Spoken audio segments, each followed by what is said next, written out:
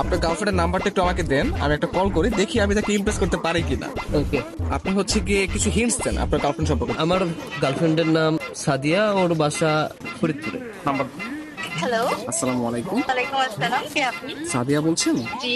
আমাকে আপনি চিনবেন না, আমি আর কি আপনাকে অনেকদিন ধরে ফেসবুকে ফলো করি। কেন কল করেছেন? আপনার পরিচয় কি? অ্যাকচুয়ালি আমার নাম হচ্ছে মাহিন, তো আপনি আমাকে চিনবেন না, পরিচয় দিয়েও লাভ নেই। আপনি দেখতে যেরকমটা সুন্দর, আজকে কল করার পর মনে হলো আপনার বয়সটাও এরকম সুন্দর। মানে আপনি সব দিক দিয়ে পারফেক্ট, মানে একটা মানুষ এত সুন্দর কিভাবে হয়, মানে আমি আর কি কল্পনা করেও পারতেছি না।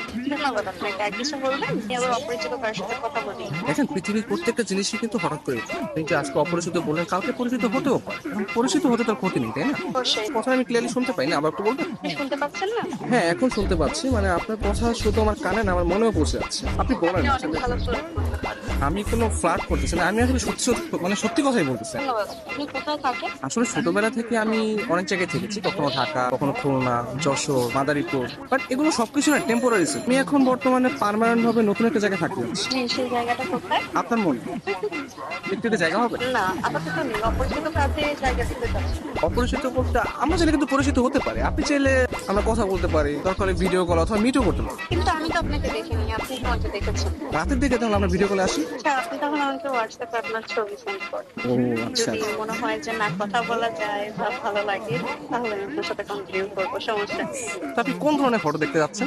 আপনার কিছু ওয়াও টাইপের ছবি দিন, যেগুলো দেখে আমার ভালো লাগবে। আচ্ছা ঠিক আছে, আমি আপনাকে কিছু আমার সত্য সত্য পিক পাঠিয়ে। তার বাচ্চা সুন্দর সুন্দর কেন হঠাৎ পিক দিয়ে দিই।